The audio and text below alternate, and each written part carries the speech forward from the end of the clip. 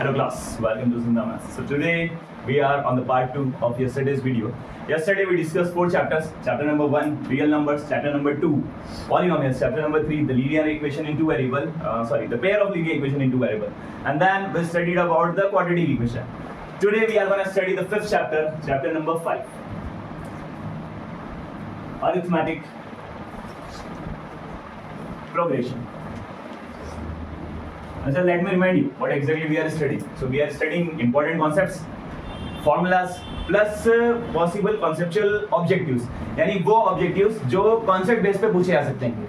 MP board में मैंने आपको बताया था या एग्जाम्स के अंदर बीट CBSE और बीट MP बोर्ड दो तरह के क्वेश्चंस पूछे जाते हैं. या तो ऑब्जेक्टिव्स के अंदर चूज द करेक्ट होंगे फिल इन द ब्लैंक्स में, या तो वो क्वेश्चन बेस्ड होते हैं. आपको एक क्वेश्चन दे दिया जाता है उसे आपको सॉल्व करना होता है. सेकंड टाइप के क्वेश्चंस होते हैं कॉन्सेप्चुअल बेस्ड. कोई कॉन्सेप्ट पूछ दिया जाता है, कोई डेफिनेशन पूछ दी जाती है, कोई फॉर्मूला पूछ दिया जाता है. तो इस सेशन के अंदर हम कवर करने वाले हैं बहुत सारे ऑब्जेक्टिव्स जो कॉन्सेप्ट बेस्ड पूछे जाएंगे या फिर बहुत सारे फॉर्मूलाज जो आपको हेल्प करेंगे क्वेश्चन सॉल्व करने के लिए. अब हम स्टार्ट करने वाले हैं चैप्टर नंबर 5. नाम क्या भैया? Arithmetic progression. अब व्हाट इज द प्रोग्रेशन? सबसे पहले सवाल ही उठा कि बोले यार प्रोग्रेशन क्या होता है. Then we will study about the arithmetic progression. अच्छा एक बात बताओ, प्रोग्रेशन होती क्या चीज है? तो नंबर्स की प्रोग्रेशन का मतलब होता है नंबर्स की एक ऐसी सीरीज, नंबर्स की एक ऐसी लिस्ट जिसके अंदर कोई पैटर्न हो, जो कोई पैटर्न फॉलो करे, that is called as the progression. For example के तौर पे मैंने लिखा 1 2 3 4 5 6 एंड अप टू इंफिनिटी. मेरे पास ये नंबर्स की सीरीज है. क्या ये कोई पैटर्न फॉलो कर रहे हैं? ऑब्वियस सी बात है. बोले हर सक्सेसिव टर्म के अंदर, हर अगली टर्म के अंदर कितने कितने नंबर बढ़ रहा है, इसके अंदर एक एक बढ़ रहा है.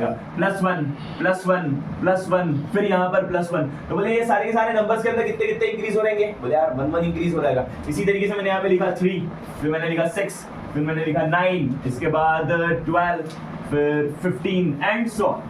तो अब ये जो नंबर है बोले ये भी प्रोग्रेशन है. कैसे प्रोग्रेशन है भैया? ये भी एक पैटर्न फॉलो कर रहा है. क्या पैटर्न फॉलो कर रहा है भैया? 3 के बाद क्या आ गया आपका? आपके पास 6 आ गया. कितने इंक्रीज हुए इसके अंदर? 3 इंक्रीज हुए. फिर 6 के बाद क्या आ गया?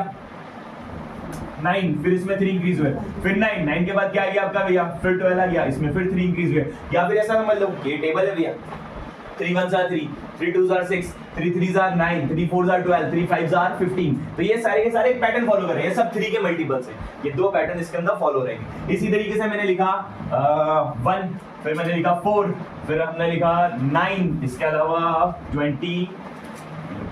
16, देन 25. इसको थोड़ा तमीज से लिखना जरा, ये इंपॉर्टेंट है. 1 4 9 16 25 36 एंड सो. क्या ये कोई पैटर्न फॉलो कर रहा है? बता सकता आप में से कोई? बताओ क्या पैटर्न फॉलो कर रहा है? बोल क्या फॉलो? ये किसी ना किसी नंबर के स्क्वायर. इन सभी पैटर्न्स को ये कोई ना कोई पैटर्न फॉलो कर रहा है. क्या भैया? ये नंबर किसी का स्क्वायर है, ये 1 का स्क्वायर है, ये 2 का स्क्वायर है, ये 3 का स्क्वायर है, ये 4 का स्क्वायर है, ये 5 का स्क्वायर है, ये 6 का स्क्वायर है. तो ये सारे के सारे क्या भैया? किसी ना किसी के स्क्वायर है.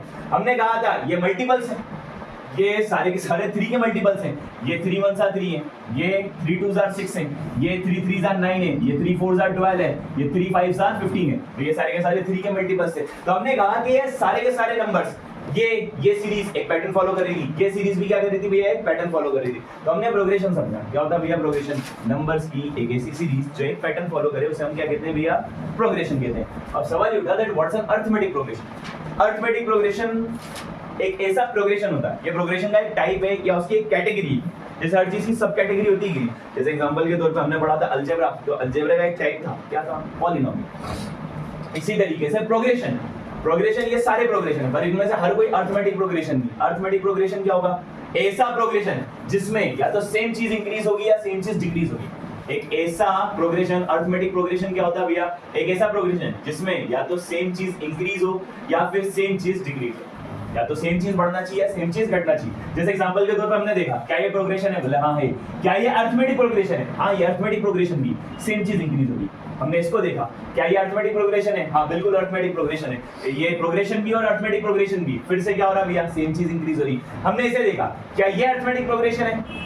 ये प्रोग्रेशन तो है बट ये अरिथमेटिक प्रोग्रेशन नहीं है. क्यों नहीं हुई अरिथमेटिक प्रोग्रेशन? नहीं, क्योंकि इसमें सेम चीज इंक्रीज नहीं हो रही. ये पैटर्न तो फॉलो कर रहा है पर इसमें कोई सेम चीज इंक्रीज नहीं हो रही. हमने देखा, देखो 1 के बाद 4 आया कितने बड़े? 3. 4 के बाद 9 आया कितने बड़े? 5, 9 के बाद 16 आया, कितने बढ़े? 7 बढ़े। 16 के बाद 25 आया, कितने बढ़े आपके पास? आपके पास 8 हुए, 9 8 हुए मेरे ख्याल से। ठीक, तो हमने कहा कि यार इसके अंदर सेम चीज इंक्रीज नहीं हो रही, तो ये अरिथमेटिक प्रोग्रेशन है, ये अरिथमेटिक प्रोग्रेशन है, ये अरिथमेटिक प्रोग्रेशन है, बट ये अरिथमेटिक प्रोग्रेशन नहीं है। इसी तरीके से एक और एग्जांपल देखो, हमने देखा जैसे 100, 96, फिर हमने बोला 94, फिर हमने लिखा 92 एंड सो ऑन। अब हमने पूछा क्या ये प्रोग्रेशन है या चलो क्या ये अरिथमेटिक प्रोग्रेशन है, तो हमने देखा 100 के बाद क्या है भैया, 96 कितने कम हुए? -4 हुए। फिर 96 के बाद 94 आ गया, कितने कम हुए भैया? -2। फिर कितने आ गए? -2। तो क्या ये अरिथमेटिक प्रोग्रेशन है? नहीं सर, ये अरिथमेटिक प्रोग्रेशन नहीं है। उसने क्या बोला, या तो सेम चीज बढ़े या तो सेम चीज घटे। इसमें पहले 4 रिड्यूस हुआ, फिर क्या हुआ भैया? 2 रिड्यूस हुआ। इसी तरीके से एक और एग्जांपल देंगे, हमने देखा जैसे मान लो आपका 50 था, फिर हो गया मान लीजिए 47 हो गया, फिर इसके बाद हो गया 44, फिर इसके बाद हो गया 41। अब आपने इसको ध्यान से देखा, क्या इसमें सेम चीज डिक्रीज हो रही है या सेम चीज इंक्रीज हो रही है? तो हमने देखा कि हाँ इसमें सेम चीज डिक्रीज हो रही है। क्या हो रहा है भाई, पहले 3 कम हुए, फिर 3 कम हुए, फिर 3 कम हुए, बोले हर सक्सेसिव टर्म में कितने कितने कम हो रहे हैं भैया? 3 3 इसके अंदर कम हो रहा है, 3 3 इसके अंदर रिड्यूस हो रहा है। तो हाँ ये अरिथमेटिक प्रोग्रेशन है। Please note it down.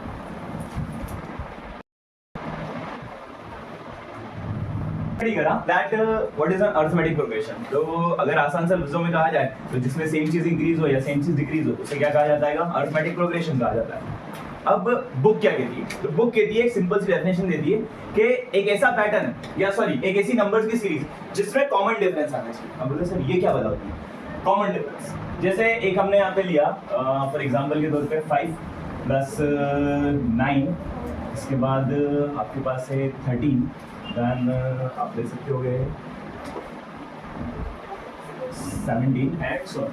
आपके पास एक ये प्रोग्रेशन देगा। अब उसने कहा, बुक आपसे कह दी कि भैया चेक करके बताओ ये अरिथमेटिक प्रोग्रेशन है कि नहीं। आप कैसे चेक करोगे? आप निकालोगे इसका कॉमन डिफरेंस। क्या निकालोगे आप? इसका कॉमन डिफरेंस। अब कॉमन डिफरेंस निकालने का आपके पास एक फॉर्मूला होता है, D = A2 - A1। कोई सी भी दो सक्सेसिव टर्म्स को माइनस करके, या तो ये दो माइनस कर लो या दो माइनस कर लो। अब सर ये A2 A1 क्या है? हम इनको नाम देते हैं। फर्स्ट वाली टर्म को कहा जाता है A1, सेकंड वाली टर्म को कहा जाता है A2, थर्ड वाली टर्म को कहा जाता है A3, फोर्थ वाली टर्म को कहा जाता है A4। ऐसे जितनी भी टर्म है वैसे कहा जाता है AN। क्या कहा जाता है?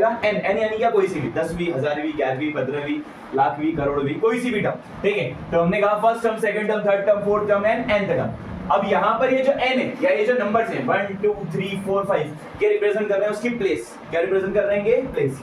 n किसको रिप्रेजेंट कर रहा है? किसी भी नंबर की प्लेस को। n किसको रिप्रेजेंट कर रहा है? प्लेस को। जैसे हमने कहा A2, तो A2 में n कौन है? ये 2 है। ये जो आपका 2 है ये कौन है? आपका n है। ये क्या रिप्रेजेंट कर रहा है? इसकी प्लेस। कि यार ये जो नंबर है 9 ये कौन सी प्लेस पे है? सेकंड प्लेस पे। इसी तरीके से हमने कहा जैसे A4, तो A4 में जो आपका n है, n क्या है? आपका 4 है। ये क्या रिप्रेजेंट कर रहा है? ये रिप्रेजेंट कर रहा है 17 की प्लेस को। ये 17 कौन सी प्लेस पे आ जाएगा? फोर्थ प्लेस पे आ जाएगा। कौन सी प्लेस पे आ रहा है? ये फोर्थ प्लेस पे आ रहा है। अब यहाँ पर ये जो A1, A2, A3, A4 ये क्या रिप्रेजेंट कर रहे हैं? ये रिप्रेजेंट कर रहा है नंबर्स को। जैसे हमने कहा A2, तो A2 की वैल्यू क्या है? यहाँ पर 9 है। A2 की वैल्यू क्या है? यहाँ पर 9 है। ये जो 9 है, 9 को कौन रिप्रेजेंट कर रहा है? A2। और इसमें जो 2 है ये किसको रिप्रेजेंट कर रहा है? उसकी प्लेस। ये जो नंबर लिखे रहते हैं नीचे ये रिप्रेजेंट करते हैं प्लेस को, और ये जो A2 है ये क्या बताता है? उस नंबर को। तो हमने कहा n किसको रिप्रेजेंट कर रहा है? प्लेस को। और an क्या रिप्रेजेंट कर रहा है? उस प्लेस पे जो नंबर है उसको रिप्रेजेंट कर रहा है। अब हमने नाम दिया A1 A2 A3 A4 n and so on. अब उसने बोला कि D निकालो, कॉमन डिफरेंस निकालो। कॉमन डिफरेंस यानी क्या भैया? यानी दो सक्सेसिव टर्म का जो डिफरेंस है, दो पास वाली टर्म्स के बीच का जो डिफरेंस है उसे कहा जाता है कॉमन डिफरेंस। कोई सी भी दो पास वाली टर्म उठाओ, या तो इन दो को उठाओ और माइनस कर दो। हमने लिखा A2 की वैल्यू क्या? 9 माइनस A1 की वैल्यू क्या? 5। 9 में से 5 गए, कितने बचे? 4। ये एक डिफरेंस आया। फिर से निकाला हमने, एक बार ये दो ली, आप ये दो ले सकते हो या ये दो ले सकते हो। कोई सी भी दो पास वाली टर्म हमने उठा के माइनस करना। आपने फिर से निकाला D। क्या कर रहे हो इस बार? A4 minus A3। A4 क्या आपका? 17 माइनस A3 कितना आपका? 13। 17 में से 13 गए, कितने बचे फिर से भैया? फिर से आपके पास बचे 4। तो डिफरेंस जो है क्या सेम आ रहा है? क्या डिफरेंस कॉमन आ रहा है? इसी को तो कहा उसका कॉमन डिफरेंस कि भाई जिसमें कॉमन डिफरेंस आ जाए, जिसमें डिफरेंस कॉमन आ जाए। अच्छा किनको माइनस करना है भैया? पास वालों को, हमेशा पड़ोसियों को लड़वाना है। ऐसा नहीं है कि यहाँ से उठा लिया 5 और एक यहाँ से उठा लिया 13, वो फिर तुम माइनस करने बैठ गए और बोले सर सेम ही नहीं आ रहा है। तो ऐसा नहीं करना। करना क्या भैया कि हमेशा दो पास वाली टर्म उठानी है और उनको उठा के क्या करना है आपको? माइनस कर देना है। अगर दो पास वाली टर्म उठा के माइनस करने पे आंसर सेम आ जाए, हम बोलेंगे इनका डिफरेंस सेम आ रहा है, इनका डिफरेंस कॉमन आ जाएगा, हम कहेंगे ये एपी है। और अगर डिफरेंस सेम ना आए तो हम क्या बोलेंगे? एपी नहीं है। Please note it down. हमने समझा that what's an arithmetic progression. तो अकॉर्डिंग टू बुक के हिसाब से अरिथमेटिक प्रोग्रेशन क्या होता है? नंबर्स की एक ऐसी सीरीज जिसके अंदर क्या हो भैया? कॉमन डिफरेंस हो, यानी दो पास वाली टर्म को उठा के आप माइनस करो तो जो आंसर आए वो आंसर हमेशा क्या आना चाहिए? सेम आना चाहिए। उसे अपन क्या कहते हैं? Common difference. और जिस सीरीज के अंदर कॉमन डिफरेंस आए आप उसे क्या कहोगे? अरिथमेटिक प्रोग्रेशन कहोगे। और जिसका कॉमन डिफरेंस नहीं आ रहा, जिसका डिफरेंस कॉमन नहीं आ रहा, आप क्या बोलोगे? वो एपी नहीं है। Now the standard form of an AP या फिर general form of an AP, इसको दो नाम है इसके, जो अच्छा लगे वो लिख लेना। Standard form of N AP. एक एपी का एक स्टैंडर्ड फॉर्म होता है, एक अरिथमेटिक प्रोग्रेशन में एक पैटर्न फॉलो करती है, एक स्टैंडर्ड पैटर्न फॉलो करती है, उसे कहा जाता है standard form of an AP. किसी बुक में से जनरल फॉर्म भी लिखा देता है जो आपको अच्छा लगे। अब स्टैंडर्ड फॉर्म क्या होता है? जैसे वही एपी अपन वापस से लिखेंगे 5, देन इसके बाद के अपने पास 9, फिर इसके बाद 13, देन 17 एंड सो ऑन। चलते चलते चलते इनफाइनाइट। हमने इसे कहा, इसे कहा आपने A1, इसे कहा आपने A2, इसे कहा A3, इसे कहा आपने A4। चलते चलते चलते चलते क्या आ गई भी आपकी N। यहाँ पर N किसको रिप्रेजेंट कर रहा है? तो N रिप्रेजेंट कर रहा है उसकी प्लेस को। हर नंबर की प्लेस को कौन रिप्रेजेंट कर रहा है भैया? N। N can be 1 2 3 4 5 6 7। अच्छा N याद रखना, N always belongs to natural number. n जो रहता है वो हमेशा किस में से होता है? हमेशा नेचुरल नंबर ही होता है। ये हमेशा 1 से स्टार्ट होगा, इसकी वैल्यू कभी भी 0 से स्टार्ट नहीं हो सकती। तो n ऑलवेज बिलोंग्स टू क्या? Natural number. समझ में आ गया? ये बिलोंग्स टू का साइन है। जैसे इक्वल होता है ना, इक्वल का मतलब होता है बराबर, नॉट इक्वल होता है यानी बराबर नहीं है, ग्रेटर देन होता है, ऐसी बिलोंग्स टू होता है कि जो n की वैल्यू है वो हमेशा कहां से आएगी? नेचुरल नंबर से। नेचुरल नंबर कहां से स्टार्ट होते हैं? 1 से स्टार्ट होते हैं। 1 2 3 4 5 6 7 8 9 10 अप टू इनफिनिट होते हैं। तो n रिप्रेजेंट कर रहा है किसको भैया? प्लेस को। और जो n है वो क्या रिप्रेजेंट कर रहा है? उस प्लेस पे मौजूद नंबर।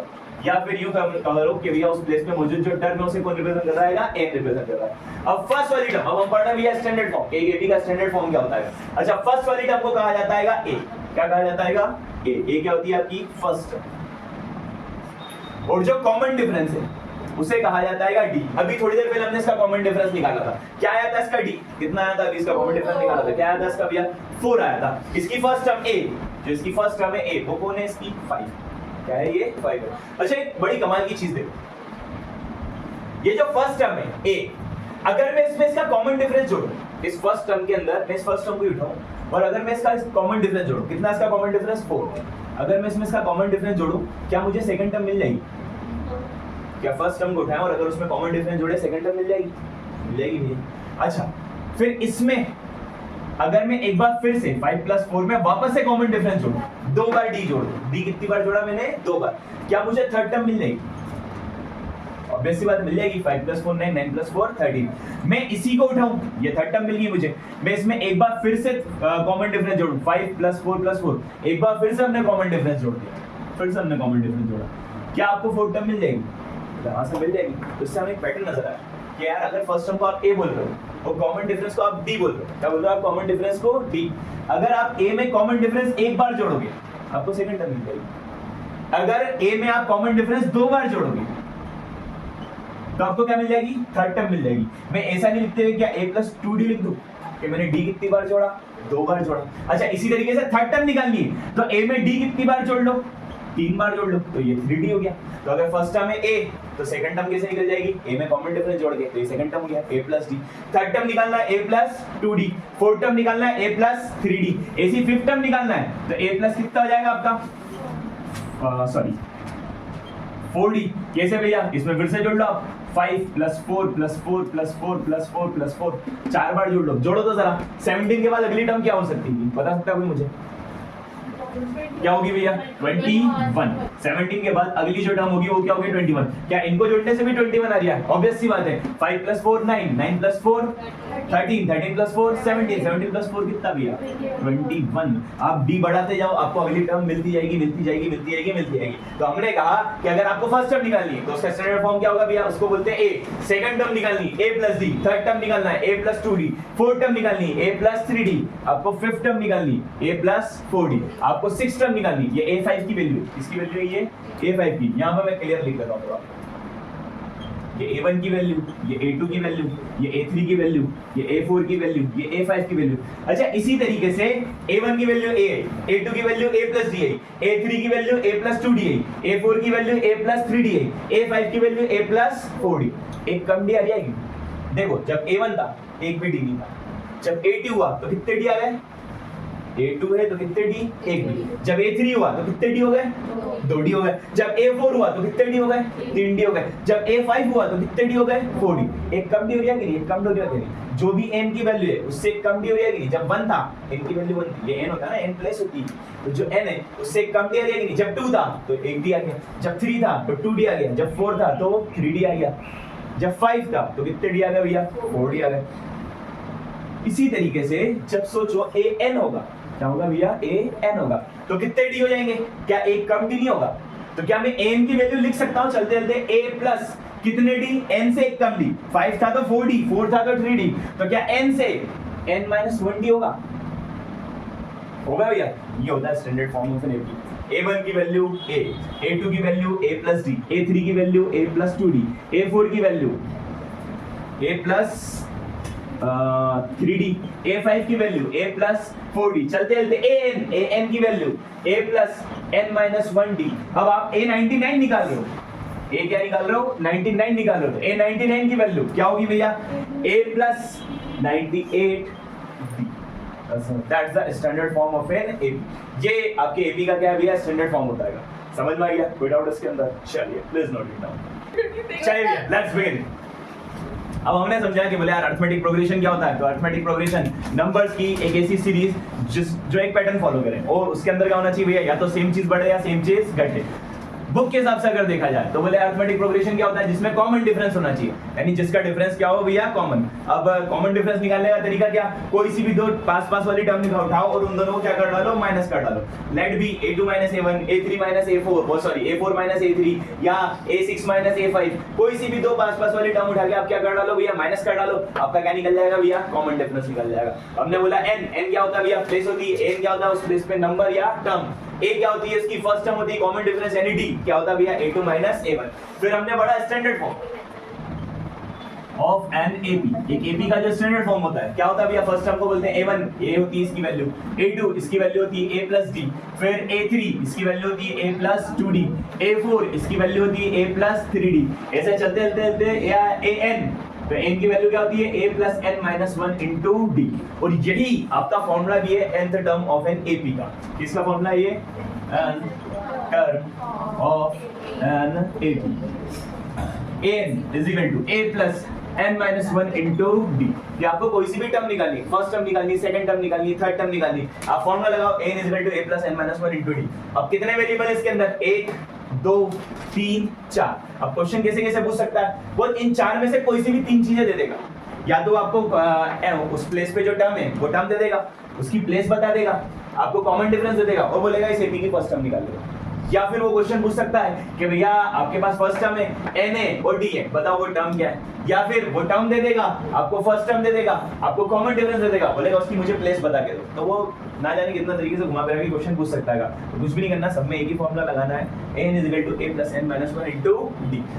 अब होता क्या है, कभी कभी जब लास्ट टर्म की बात हो रही होती है, किसकी बात हो रही होती है, लास्ट टर्म की बात हो रही होती है।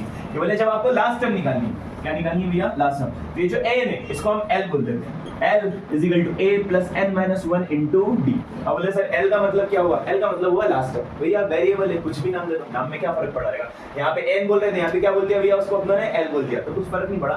That's an n term of N AP. एक तरीके का क्वेश्चन और आता है, एक फॉर्मूला और होता है sum of n terms of N AP, sum of n terms of N AP. एक एपी की n टर्म का सम, जैसे 10 टर्म दे दी, बोलो 10 टर्म का बोल दिया सम करके बताओ।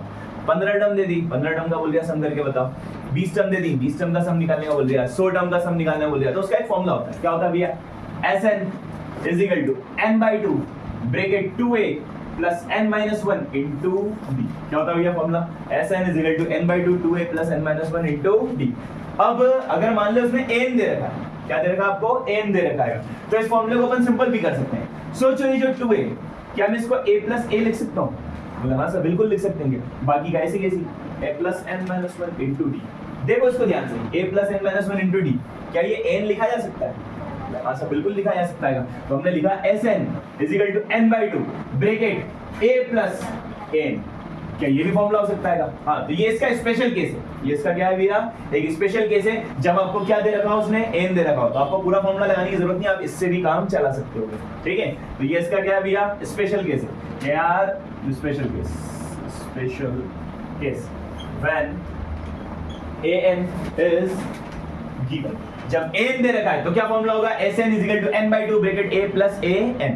इसी तरीके से an भी दे रखा उसने लास्ट टर्म दे रखा कि ये ap है, इस ap की लास्ट टर्म ये की। अब इन सारी टर्म का क्या निकाल के दो मुझे? सम निकाल के दो। तो बस an की यहाँ पे क्या आ जाएगा? l आ जाएगा। when l is given, l क्या होती है भैया? अपनी लास्ट टर्म। तो क्या फॉर्मूला हो जाएगा? Sn is equal to n by 2 bracket a plus l। ये हो गया। एक स्पेशल केस हो, जगह कम पड़ गई इसलिए तो लिख रहा हूँ। Sum of n natural numbers। Sum of n natural number. आपकी जो AP है वो AP क्या दे रही है? Natural number. नेचुरल नंबर क्या होते हैं भैया? 1 2 3 4 5 6 7 8 9 10। ये आपको नेचुरल नंबर दे रखे हैं। अब बोल रहा है 10 नेचुरल नंबर का सम निकालो, 100 नेचुरल नंबर का सम निकालो, 1000 नेचुरल नंबर का सम निकालो। तो उसका भी एक पैटर्न होता है, कभी-कभी ऑब्जेक्टिव में पूछ सकता है। तो sum of n natural number n into n plus 1 by 2। पर ये सिर्फ और सिर्फ कब लगाएगा भैया? जब वो नेचुरल नंबर की बात करेगा। क्वेश्चन आने के चांसेस बहुत कम है, रह रहेंगे। ऑब्जेक्टिव में कभी पूछ लिया तो पूछ लिया। Please note it down. Now we are going to start chapter number 6, the triangles।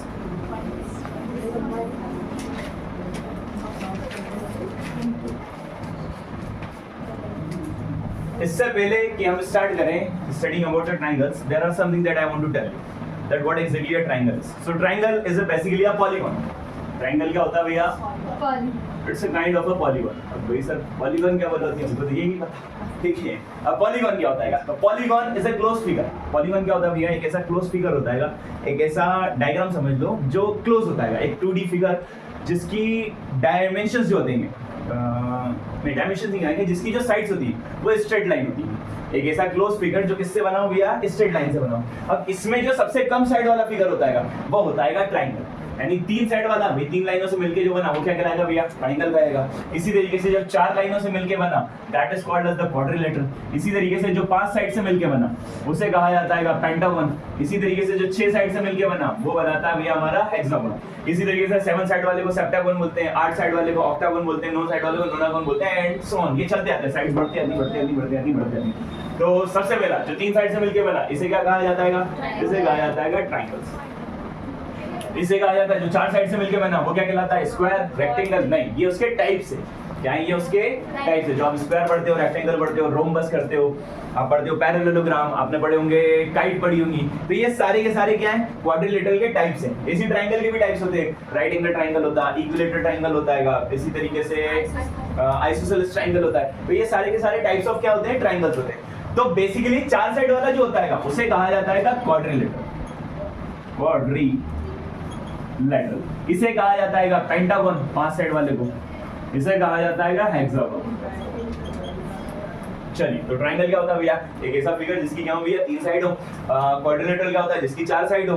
Pentagon क्या होता है? जिसकी 5 साइड हो। हेक्सागन क्या होता है भैया? जिसकी 6 साइड हो।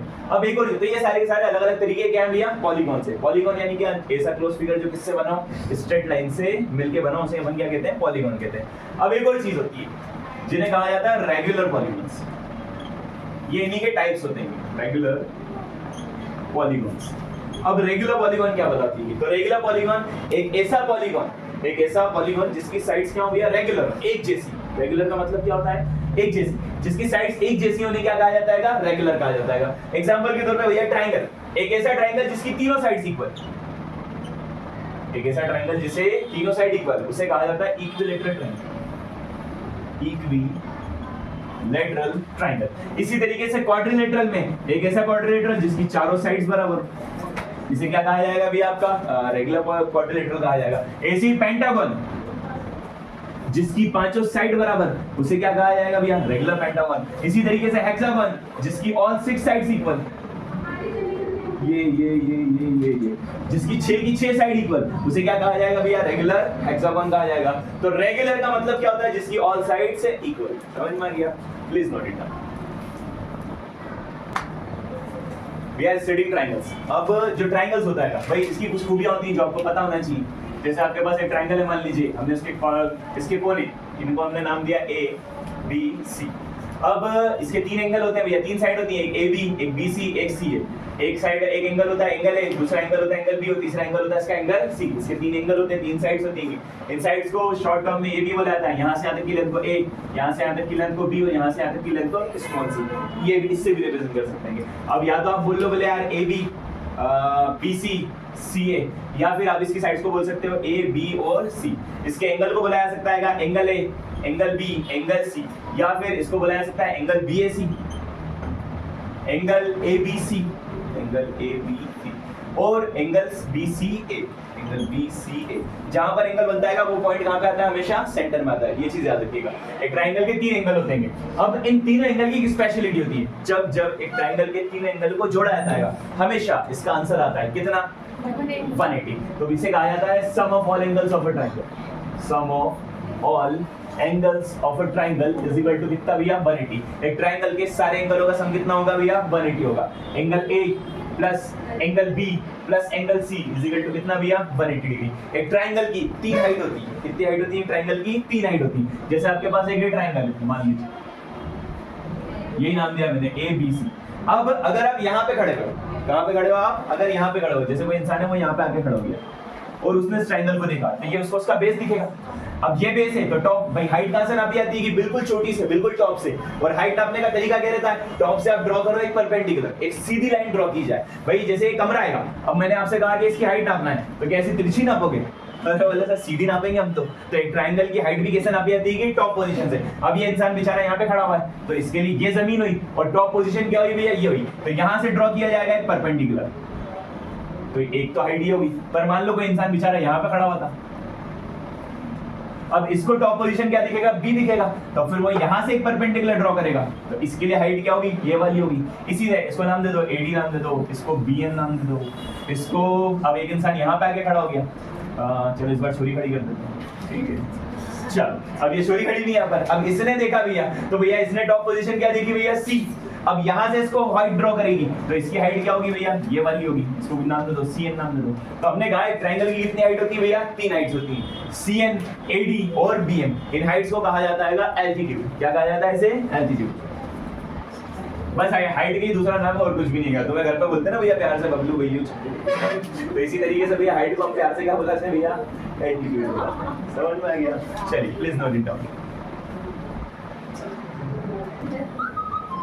अब हमने स्टडी करा that what are the properties of a triangle. एक ट्रायंगल की प्रॉपर्टीज क्या क्या होती हैं। अब इस चैप्टर के अंदर आपके जो क्वेश्चंस आएंगे वो जनरली आपसे पूछा जाएगा भैया 2 चीजों के बारे में, या तो सिमिलैरिटी से रिलेटेड या फिर कॉन्ग्रुएंस से रिलेटेड। ज्यादातर जो क्वेश्चन होंगे वो सिमिलैरिटी बेस्ड होंगे। अब कॉन्ग्रुएंस और सिमिलैरिटी क्या होती है? तो देख 2 कॉन्सेप्ट होते हैं, congruence and similarity.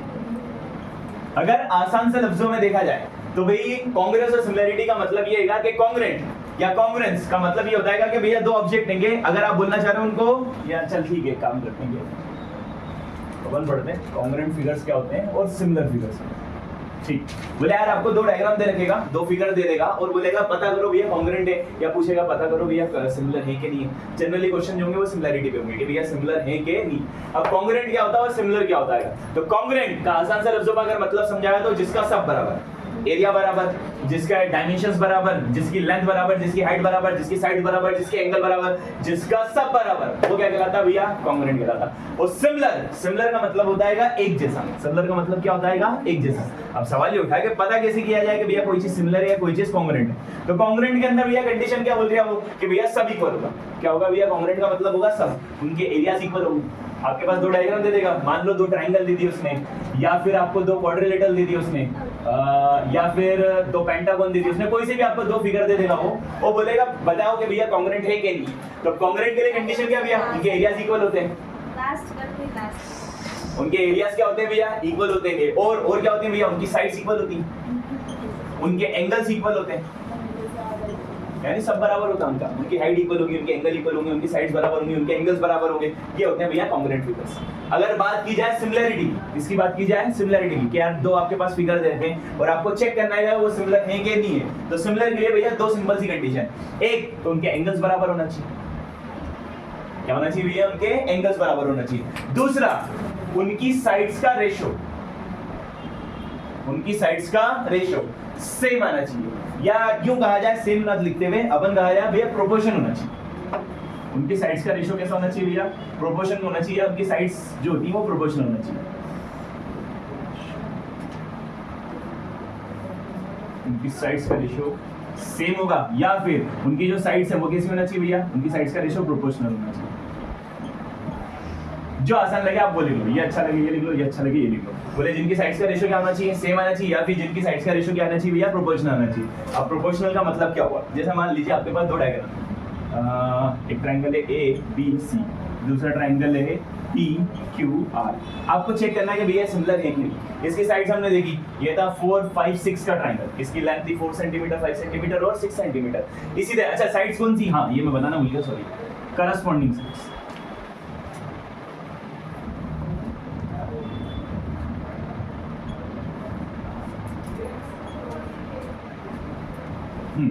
Corresponding sides का रेशो क्या आना चाहिए, प्रोपोर्शनल आना चाहिए या फिर सेम आना चाहिए। अब आपके पास दो ट्रायंगल, एक ट्रायंगल है 4 5 6 का, दूसरा ट्रायंगल है आपके पास 8 10 और 12 का। अब हमें चेक करना है कि भैया ये दोनों ट्रायंगल सिमिलर है कि नहीं है। आप कैसे चेक करोगे, आप इनकी करस्पॉन्डिंग साइड्स का रेशो निकालोगे। करस्पॉन्डिंग साइड्स का रेशो मतलब क्या, सबसे पहले करस्पॉन्डिंग समझो, यानी अगर इसकी लेफ्ट वाली साइड की बात हो रही है तो इसकी भी कौन सी लेना पड़ेगी, लेफ्ट वाली। अगर इसकी राइट वाली साइड की बात हो रही है तो इसकी भी कौन सा लेना पड़ेगी, आपको राइट ही लेना पड़ेगी। अगर इसकी डाउन वाली साइड की बात कर रहा हो तो इसकी भी कौन सी लेना पड़ेगी, आपको डाउन, यानी इसकी नीचे वाली तो इसकी भी नीचे वाली, इसकी लेफ्ट वाली तो इसकी भी लेफ्ट वाली, इसकी राइट वाली तो इसकी भी राइट वाली।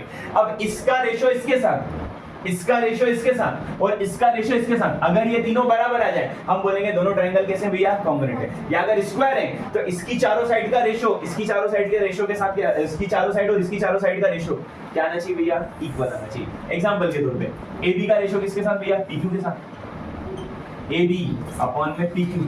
BC का रेशो किसके साथ भैया, QR के साथ। और AC का रेशो किसके साथ भैया, PR के साथ। अगर ये रेशियो बराबर आ गए हम बोलेंगे दोनों ट्रायंगल कैसे भैया, कॉन्ग्रुएंट है। हमने चेक करके देखा, AB की वैल्यू क्या थी भैया 4, PQ की वैल्यू कितनी थी 8। आपने देखा BC आपके पास 5 और QR की वैल्यू क्या आपके पास 10।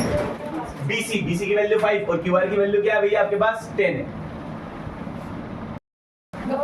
Okay, so we were discussing that how can two figures be similar? भाई तो आपको डायग्राम दे देंगे, आपको चेक करना सिमिलर है कि नहीं।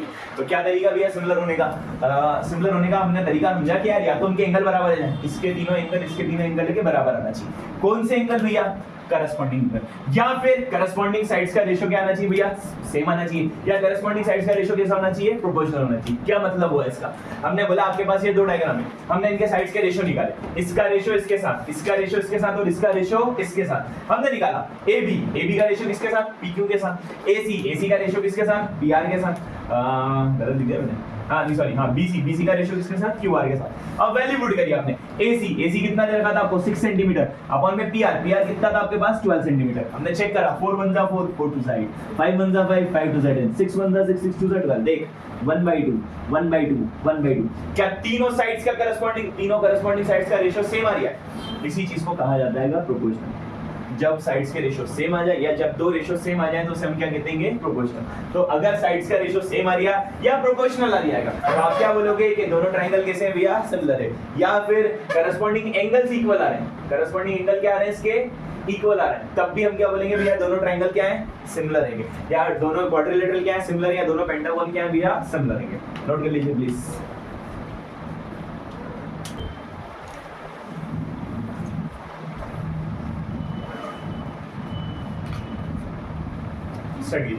ठीक है, तो सिमिलरिटी ऑफ पॉलीगॉन्स के दो पॉलीगॉन है, अगर हमें चेक करना है वो सिमिलर है कि नहीं। अच्छा कंडीशन क्या है भैया कि वो सेम होना चाहिए। जैसे अगर पहला ट्रायंगल है तो दूसरा भी क्या होना चाहिए भैया, ट्रायंगल होना चाहिए। अगर पहला क्वाड्रिलेटरल है तो दूसरा भी क्या होना है, क्वाड्रिलेटरल। अगर पहला रेक्टेंगल है तो दूसरा रेक्टेंगल। पहला अगर ट्रायंगल है तो दूसरा भी क्या होना चाहिए, ट्रायंगल। अगर पहला पेंटागन है तो दूसरा भी क्या होना चाहिए, पेंटागन। तो यानी दोनों के नंबर ऑफ साइड्स क्या होना चाहिए भैया, सेम होना चाहिए। तो similarity of polygons with same number of sides, with same number of sides. भाई दो ऐसे पॉलीगॉन हैं जिनकी साइड्स क्या है, सेम है। यानी अगर पहला ट्रायंगल है तो दूसरा भी ट्रायंगल, अगर पहला क्वाड्रिलेटरल तो दूसरा भी क्वाड्रिलेटरल, अगर पहला पेंटागन तो दूसरा भी पेंटागन। तो उसने बोला कि सिमिलरिटी ऑफ पॉलीगॉन क्या बोल रही है कि भैया ऐसे पॉलीगॉन जिनकी क्या है भैया, same number of sides, with same number of sides.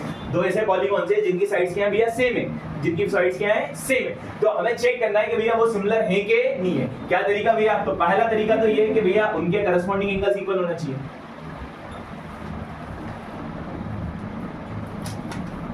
Equal होना चाहिए। दूसरा,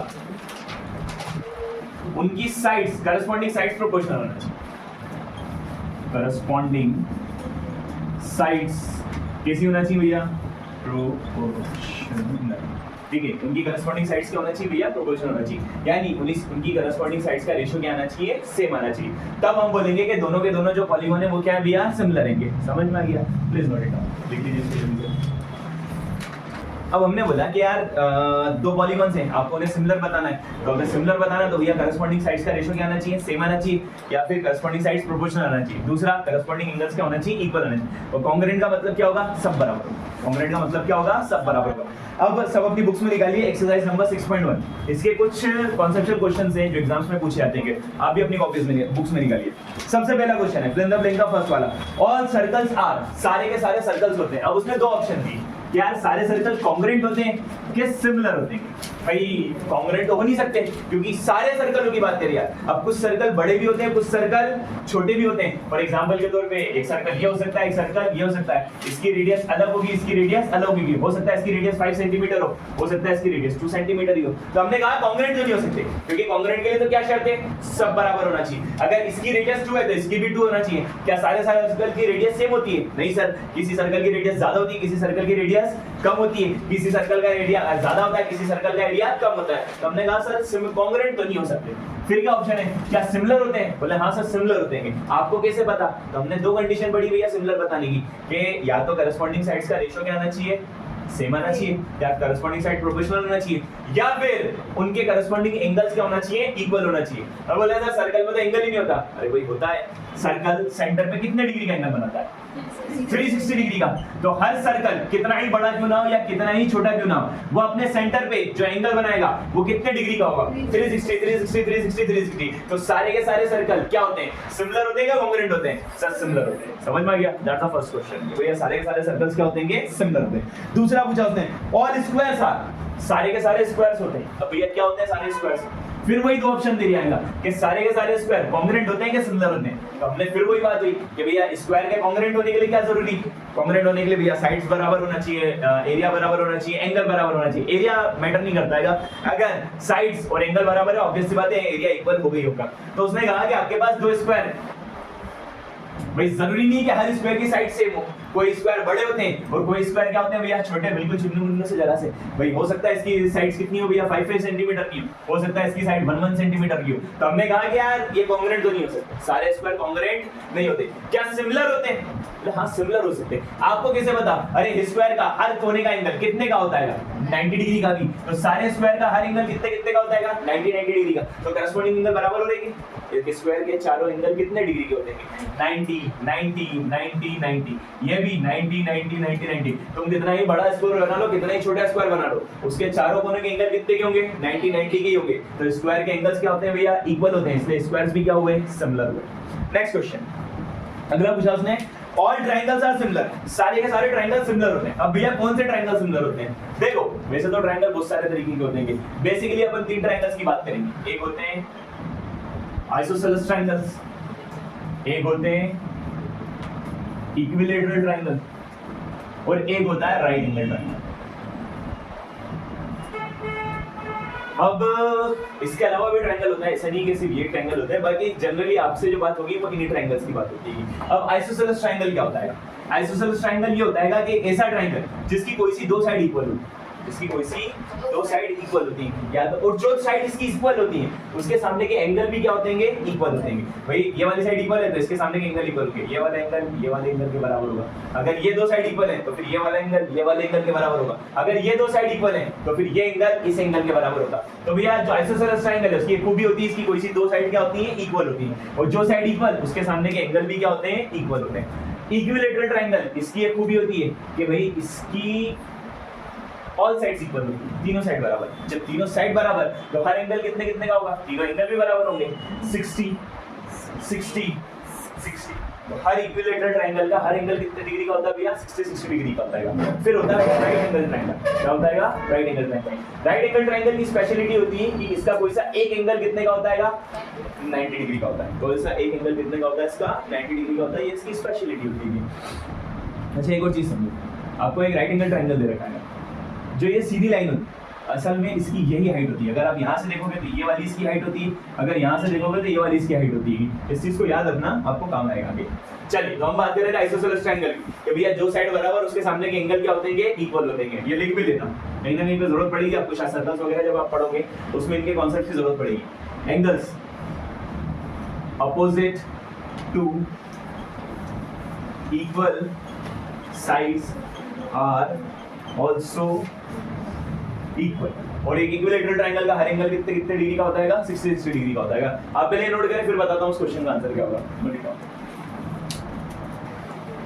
अब उसने नेक्स्ट क्वेश्चन पूछा that all dash triangles are similar. भाई ट्रायंगल सिमिलर होते हैं, कौन से ट्रायंगल सिमिलर होते हैं? तो हमने देखा अभी राइट एंगल ट्रायंगल, भाई राइट एंगल ट्रायंगल तो हो नहीं सकता, क्यों? क्योंकि भैया राइट एंगल ट्रायंगल अलग अलग होते हैं। वही ट्रायंगल होता है भैया एक एंगल 90 का, एक 30 का, एक 60 का, पर एस के राइट एंगल ट्रायंगल भी तो होते हैं जिसमें एक एंगल 90 का हो, एक एंगल 45 का और एक एंगल 45 का। तो हमने कहा कि यार जो राइट एंगल ट्रायंगल्स होते हैं वो तो अलग अलग एंगल्स के होते हैं, तो सारे राइट एंगल ट्रायंगल इक्वल नहीं हो सकते। ऐसी आइसोसेलेस ट्रायंगल का भी होता है यार। आइसोसेलेस ट्रायंगल कुछ एंगल्स होते हैं भैया, जैसे मान लीजिए आपके पास है 30 30 के, एक ये ट्रायंगल है। इसी तरीके से बोले यार एक ऐसा आइसोसेलेस ट्रायंगल जिसका एंगल कितना भैया 45 डिग्री का आएगा, एक ऐसा आइसोसेलेस ट्रायंगल जिसके एंगल कितने भैया 20 डिग्री के। तो हमने कहा कि यार आइसोसेलेस ट्रायंगल भी इक्वल नहीं हो सकते। तीसरा अपने पास ऑप्शन है इक्विलैटरल ट्रायंगल। क्या इक्विलैटरल ट्रायंगल इक्वल होते हैं और सिमिलर होते हैं? बोले हां सर इक्विलैटरल ट्रायंगल सिमिलर होते हैं। आप कितना ही बड़ा इक्विलैटरल ट्रायंगल बना लो या कितना ही छोटा इक्विलैटरल ट्रायंगल बना लो, हर इक्विलैटरल ट्रायंगल का हर एंगल कितने कितने डिग्री का होता है, 60 या फिर 60। तो बोले इसका हर एंगल कितने कितने डिग्री का होता है भैया, 60 डिग्री का होता है। तो सारे इक्विलैटरल ट्रायंगल्स क्या हो जाएंगे, सिमिलर होते हैं। कॉन्ग्रुएंट का तो सवाल ही नहीं उठ सकता, क्योंकि भैया बड़े भी होते हैं और छोटे भी होते हैं। चलिए ये इसका आंसर है। अब अगला एक लास्ट उसने क्वेश्चन पूछा है, two polygons of the same number of side. भाई दो पॉलीगॉन दे रखे हैं उसने जिनकी नंबर ऑफ साइड्स क्या है भैया, सेम।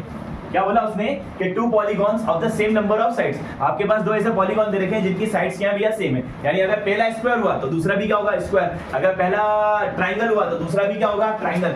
अगर पहला पेंटागन है तो दूसरा भी क्या होगा, पेंटागन। तो उसने कोई सा आपको दो स्क्वायर दे रखे हैं और उनकी नंबर, या दो पॉलीगॉन दे रखे हैं और उनकी नंबर ऑफ साइड्स क्या है, सेम है। अब उसने आपसे पूछा that are similar, two polygons of the same number of sides are similar. दो पॉलीगॉन्स हैं जिनकी नंबर ऑफ साइड्स क्या है भैया, सेम है। क्या वो सिमिलर होंगे, और अगर सिमिलर होंगे तो कब होंगे? तो उसने बोला condition A, if there corresponding angles are, उनके करस्पॉन्डिंग एंगल्स होना चाहिए। बताओ क्या होना चाहिए उनके करस्पॉन्डिंग एंगल्स?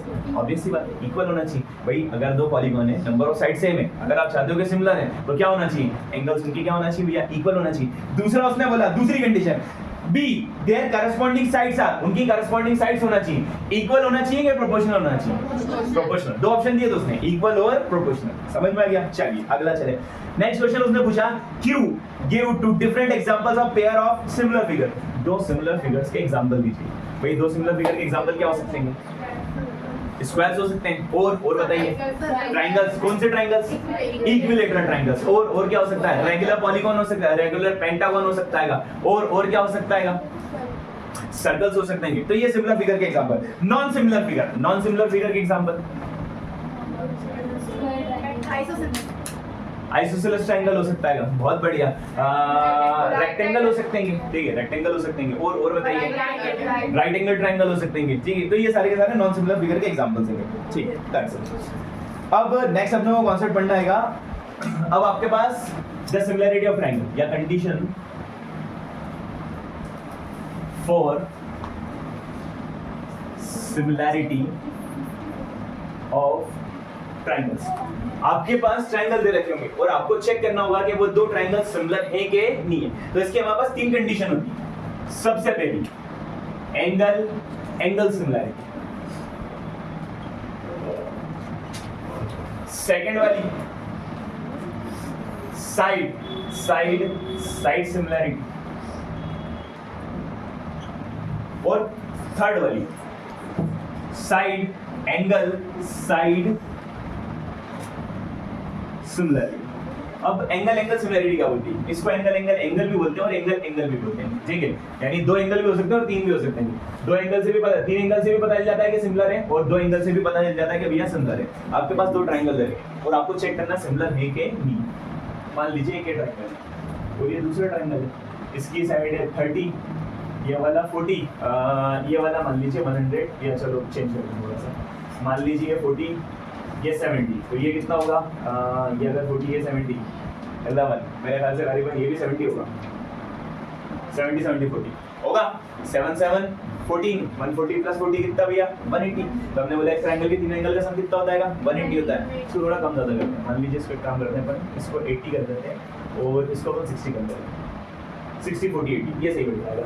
ऐसी ये ट्रायंगल है, इसका भी एक एंगल कितने का? 80 का, एक एंगल कितने का इसका? 40 का, और एक एंगल कितना इसका? 60 का। अब हमें चेक करना है सिमिलर है कि नहीं। तो वो बोल रहा है कि अगर इसके तीनों करस्पॉन्डिंग एंगल्स, इसके तीनों एंगल के बराबर आना चाहिए। कौन से भी एंगल करस्पॉन्डिंग, यानी इसका लेफ्ट वाला एंगल इसके लेफ्ट वाले एंगल के बराबर, इसका अप वाला एंगल इसके अप वाले एंगल के बराबर, और इसका राइट वाला एंगल इसके राइट वाले एंगल के बराबर। तो हम बोलेंगे दोनों ट्रायंगल क्या भैया? सिमिलर। हाँ, ये मैं बताना भूल गया था, कॉन्ग्रुएंट जो होता है इसका सिंबल ही होता है, और जो सिमिलर होता है इसका सिंबल ही होता है। जैसे ये इक्वल का सिंबल होता है कि नहीं, वैसे ये सिमिलर का होता है, ये कॉन्ग्रुएंट होता है, ये याद रखिएगा।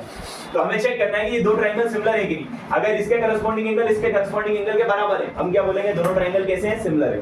अब ये होती थी एंगल एंगल एंगल सिमिलरिटी, कि इसके तीनों एंगल इसके तीनों करस्पॉन्डिंग एंगल के क्या आना चाहिए? इक्वल आना चाहिए। बट इसको एंगल एंगल सिमिलरिटी भी कहा जाता है। क्या मतलब होता है एंगल एंगल सिमिलरिटी का? एंगल एंगल सिमिलरिटी का मतलब ये कि तीन एंगल चेक करने की जरूरत ही नहीं।